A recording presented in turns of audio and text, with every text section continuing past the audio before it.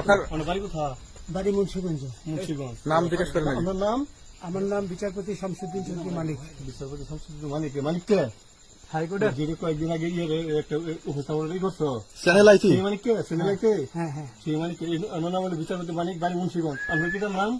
পিতার নাম মরহুম আব্দুল হাকিম চৌধুরী। আব্দুল হাকিম চৌধুরী। গুড। জি। আপনি ইন্ডিয়া পালাইতেছেন কেন বলেন? ভয়ে পালাইতেছি। কার বইয়ে?